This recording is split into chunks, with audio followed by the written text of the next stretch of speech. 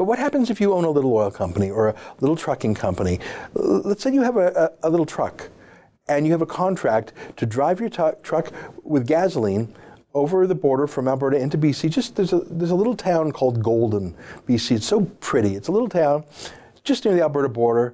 A little gas station there, nice folks right on the border. And Notley says, no. Sorry, Mr. One-Man Truck Driving Company.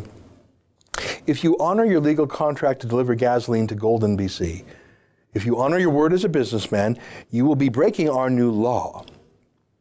What if she forces that guy to violate his contract, to get him sued, whatever? He won't get paid, obviously. His staff won't be able to be paid. He'll lose a customer. He might lose his company.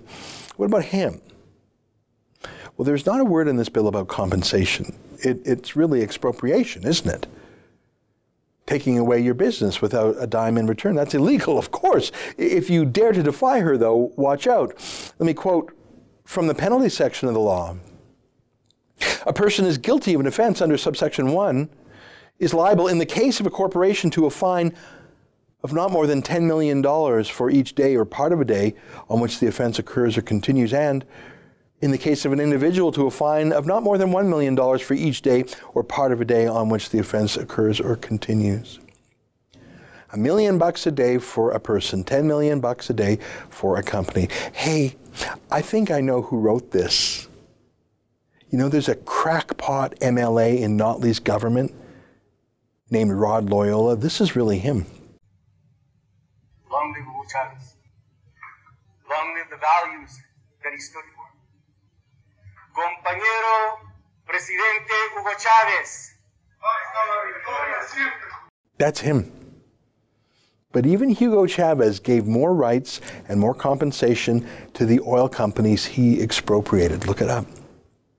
Just to be clear, those are fines punishing Albertans. Isn't the problem not Albertans? Aren't they actually the victims here? Isn't the problem British Columbia politicians? Should they be fined? Those BC politicians? I don't know. Maybe Justin Trudeau might withhold transfer payments to BC like he threatened to do to Saskatchewan for not loving his carbon tax. Hey, can I ask you a question? How does punishing Alberta companies, trucking companies, pipeline companies, oil companies, how does punishing Alberta companies get a pipeline through to BC? For that matter, how does nationalizing a pipeline by buying a share in it, as Notley and Trudeau are talking about doing, how does that get a pipeline through to BC? That's an excerpt from my daily TV show, The Ezra Levant Show. Normally it's behind a paywall, but I thought you'd like this video, so we put it on YouTube.